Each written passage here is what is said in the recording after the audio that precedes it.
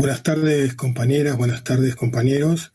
Este es el programa de la Revolución, una charla necesaria, y hoy nos vamos a concentrar en el balance del paro y movilización extraordinaria de ayer 24.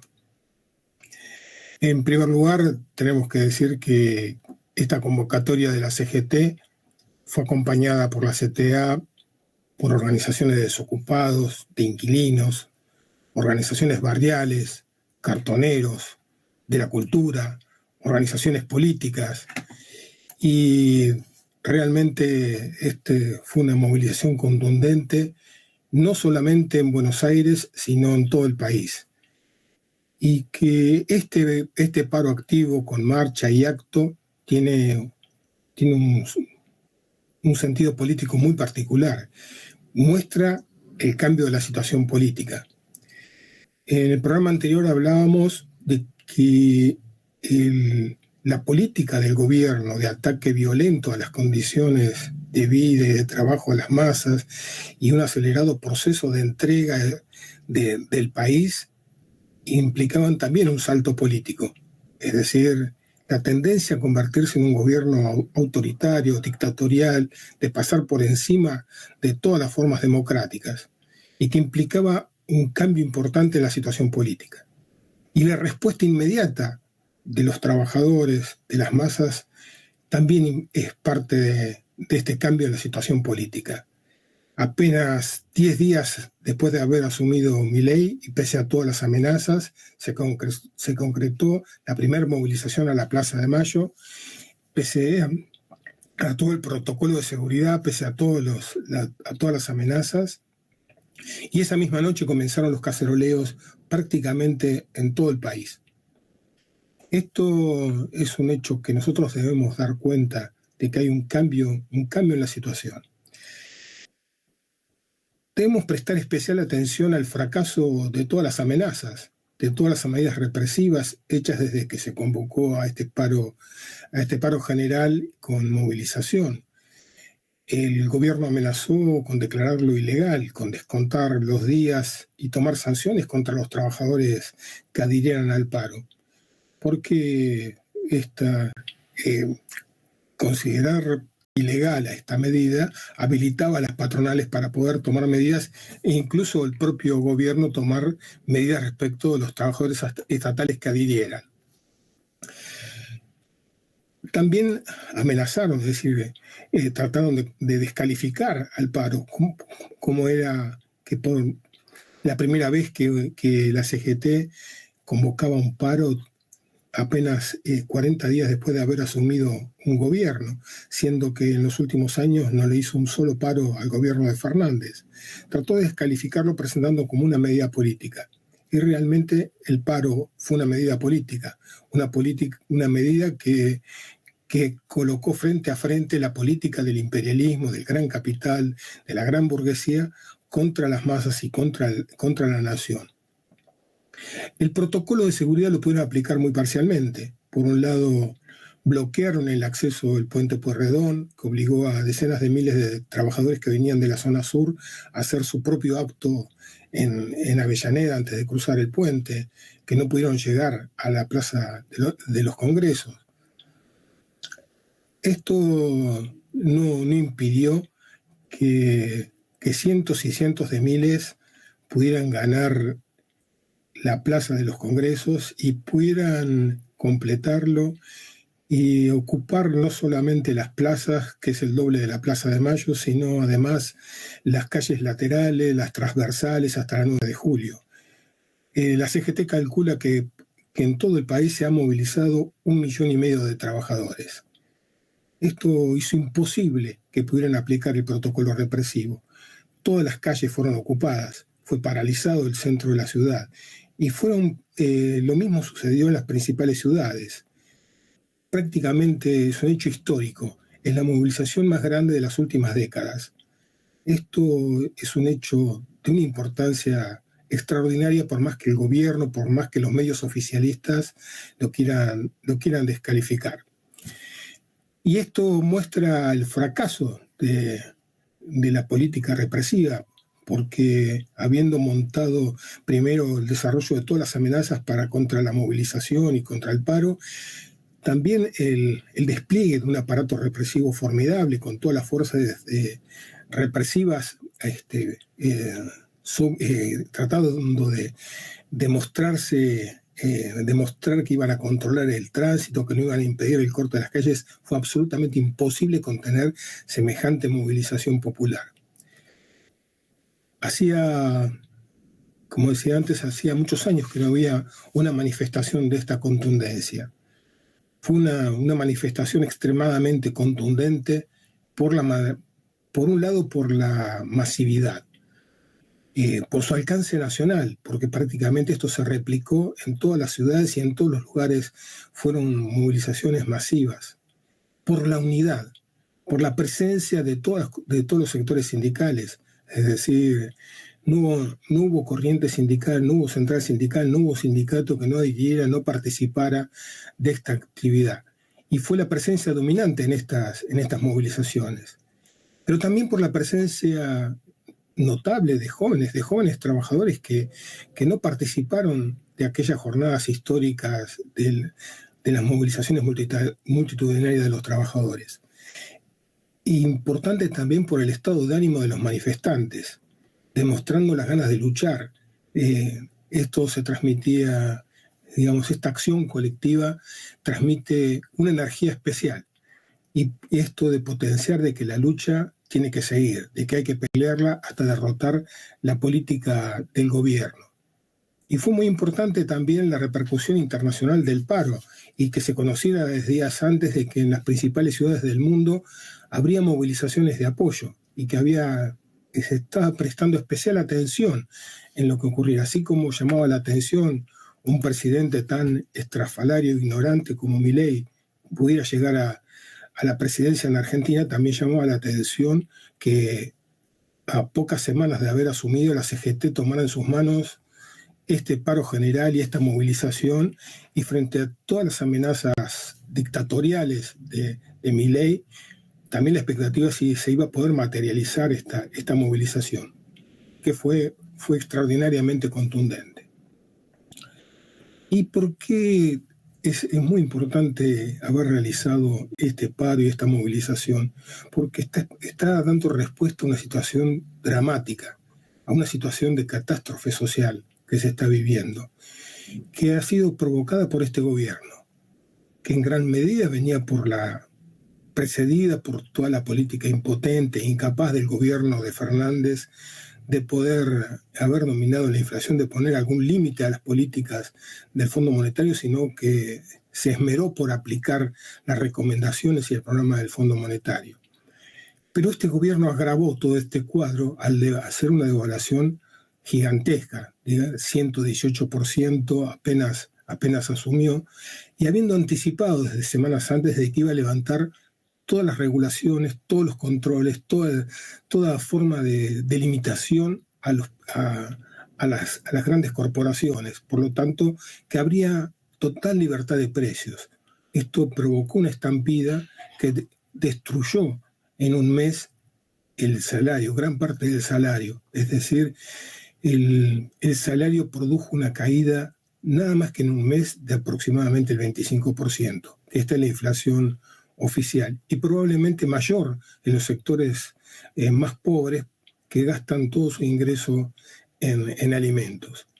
Ha destruido las jubilaciones y los ingresos populares, porque no ha habido ningún tipo de compensación, salvo un sector minoritario de los trabajadores que han logrado ajustar sus ingresos de acuerdo a la inflación y mantener sus salarios en un nivel que se acerca al valor de la fuerza de trabajo. La enorme mayoría de los trabajadores ha quedado con sus ingresos destrozados. Por un lado, esta es la respuesta a esta situación dramática, y que es la única respuesta que cabe: responder y derrotar esta política del gobierno y poder recuperar los ingresos para los jubilados, para los trabajadores, para la mayoría que ha sido atacada con toda esta política.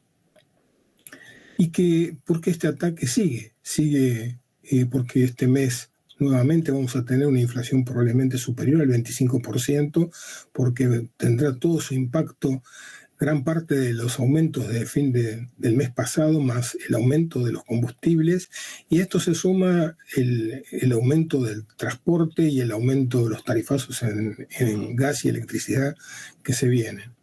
Y seguramente también este retraso que se produce en el dólar, que forma parte del fracaso de la política del gobierno, de que el dólar que lo llevaron a un valor de 800 pesos se ha quedado superado por la gigantesca inflación que ha desatado. Entonces estamos en una situación de grave crisis. Y un aspecto central que ha aparecido en la movilización y en los debates de estas últimas semanas es el rechazo a la entrega de la economía a los monopolios, el rechazo al saqueo, el rechazo a que se vaya abiertamente el sometimiento al Fondo Monetario y a Estados Unidos, entregando todas las riquezas, liberando todos los recursos para que sean tomados por las grandes corporaciones internacionales.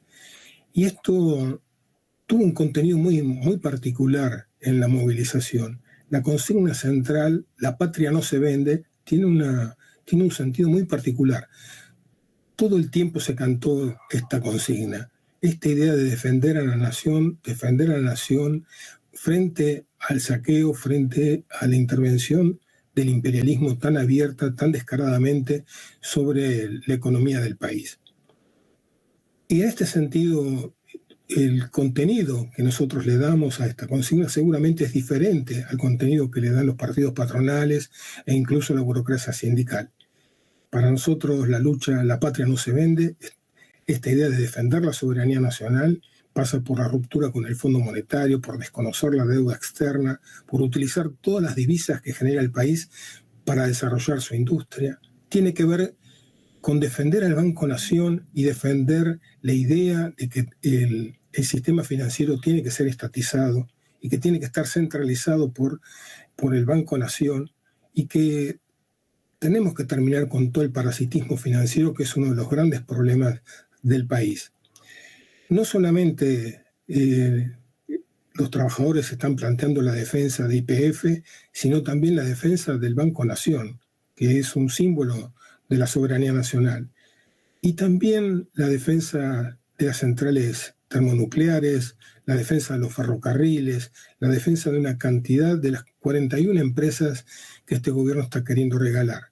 Y también alertados por el saqueo que se quiere hacer del Fondo de Garantía de Sustentabilidad de los Jubilados. Este fondo, que tiene un patrimonio de alrededor de 70.000 millones de dólares y que quiere ser tomado y saqueado lo más rápidamente posible por este gobierno antes que se les termine su respaldo político, ¿no?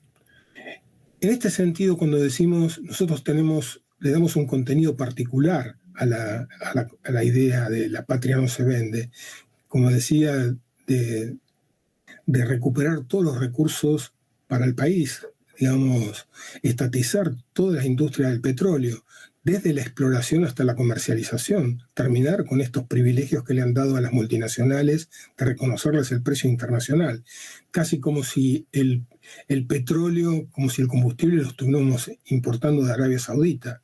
El petróleo y el gas los tenemos acá y tenemos que utilizarlos para poder desarrollar la industria nacional. Por eso nosotros decimos, para nosotros tiene un contenido muy particular.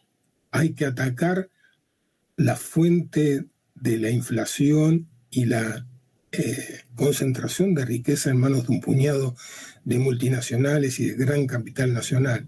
Hay que terminar con este sector tan concentrado que quiere concentrar aún más su dominio sobre la economía del país, porque ellos son los que bloquean el desarrollo de las fuerzas productivas. Este es el problema de los problemas en nuestro país.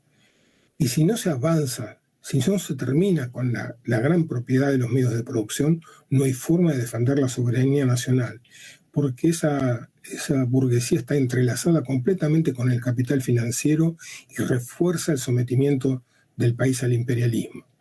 Entonces, para nosotros, la idea de la patria no se vende, tan fuerte en las movilizaciones de ayer, y tan sentida por toda la masa que participó de estas movilizaciones, tiene este contenido, tiene un contenido obrero, tiene un contenido de defensa de la soberanía nacional en los términos de la clase obrera.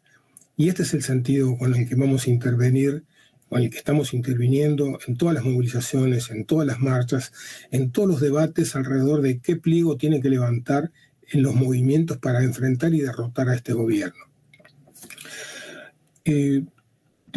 Todo un sector de la burguesía ha planteado de que era prematuro hacer este paro, de que había que darle tiempo. Nosotros creemos que fue muy atinado a realizar este paro y realizar todos los paros y en realidad hacer un plan de lucha para impedir que pueda avanzar esta política del imperialismo. Esta es la respuesta que corresponde. Es mentira que sea nuevo, que sea un nuevo gobierno, que sea una nueva política. Ya los conocemos. Y las masas los conocen. Estas mismas políticas son las de la dictadura genocida, son las de Menem, ya conocemos de qué se trata. Por eso la respuesta fue casi inmediata, pese a las ilusiones que se había generado en un sector de que Milei podía encarnar una política distinta. Esas ilusiones se evaporaron rápidamente. Y también la idea de que un peronismo derrotado iba a ser un problema, de que las masas derrotadas no iban a reaccionar. Eso quedó para los políticos, para los politiqueros que fueron derrotados y que todavía no han hecho un balance del fracaso de su política. Las masas entendieron que había que salir a pelear y lo entendieron inmediatamente, y esta es la respuesta más importante.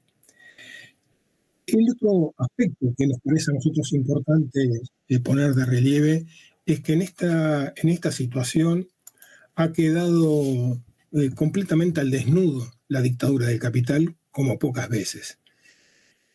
No solamente por el carácter dictatorial que ha asumido el gobierno, la amenaza permanente, colocar a la ministra Bullrich al frente de la política, amenazando y reprimiendo desde que asumió, tratando de hacer campaña, digamos, amenazando a la población, amenazando a todos los que quieran protestar, sino que gran parte del megadecreto y la ley ómnibus apuntan a ilegalizar el movimiento obrero, a ilegalizar las huelgas, a ilegalizar las movilizaciones, ilegalizar las protestas. Entonces tiene un claro sesgo clasista antiobrero. Y esto ha quedado muy al desnudo. ¿Quiénes son los enemigos de este gobierno? Los enemigos de este gobierno es la clase obrera, son las clases medias, son los oprimidos en general.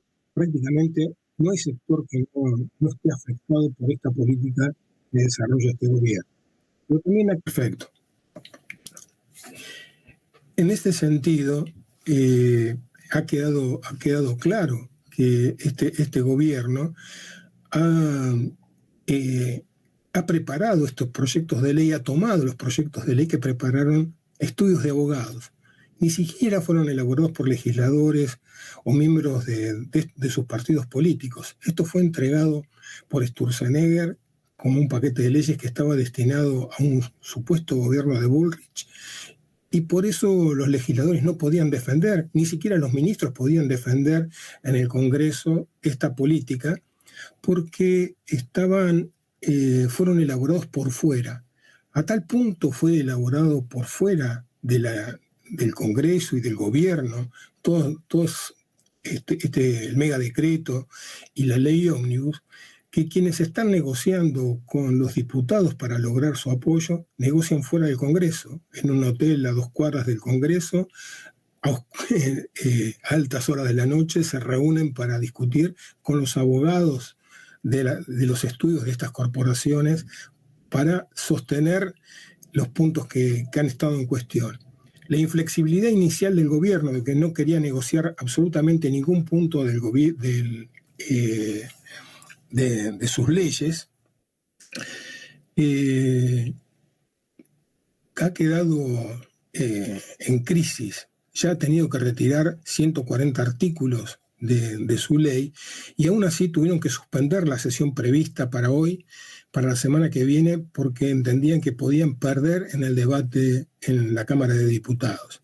Esto tiene que ver con la propia debilidad, improvisación y crisis del gobierno, pero también tiene que ver con la intervención de las masas, que están siguiendo con atención todo este fraude que lleva adelante este gobierno. Y que quedó al desnudo también con la famosa encuentro en Davos, donde Milei fue a reforzar su discurso anarco-libertario y pasó una vergüenza descomunal porque este discurso es una ridiculez. Es decir, esto ni siquiera el sector más concentrado del capitalismo puede atender esta política, porque en general el gran capital, el capital más concentrado, necesita del Estado para hacer correr sus negocios. Se apoderan de los estados para llevar adelante sus políticas. Entonces no entendían cómo podía aparecer un Milei diciendo de que hay que despreciar y descartar el Estado.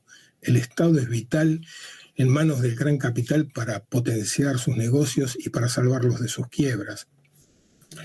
Este fracaso de Milei en Davos, el momento en que se estaban discutiendo sus dos leyes fundamentales en la Argentina, se expresó también en que no hubo prácticamente con quién se reuniera, ni siquiera se pudo reunir con Macron, que era la reunión más importante que tenía prevista. Prácticamente no tuvo ninguna reunión importante en esa semana que estuvo en Davos, y fue una vergüenza por su incapacidad, por su ignorancia, que quedó claramente demostrada en su exposición. Como decía, estamos frente a la dictadura del capital, que ha quedado completamente al desnudo.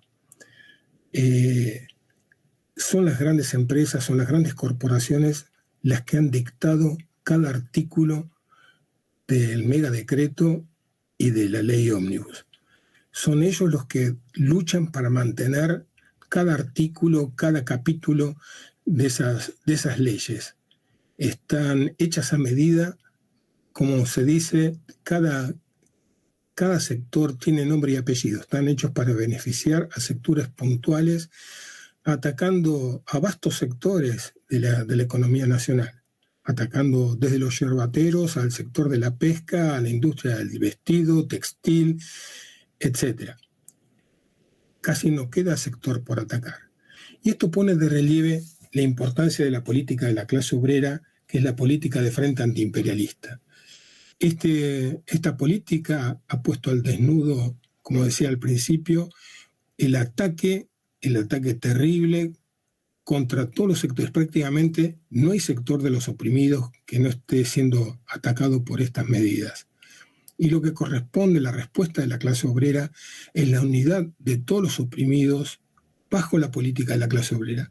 ¿Qué quiere decir esto? Que la clase obrera tiene que imponer su propio programa, su propia política, porque es la única clase en la sociedad que no tiene ninguna atadura con el capital.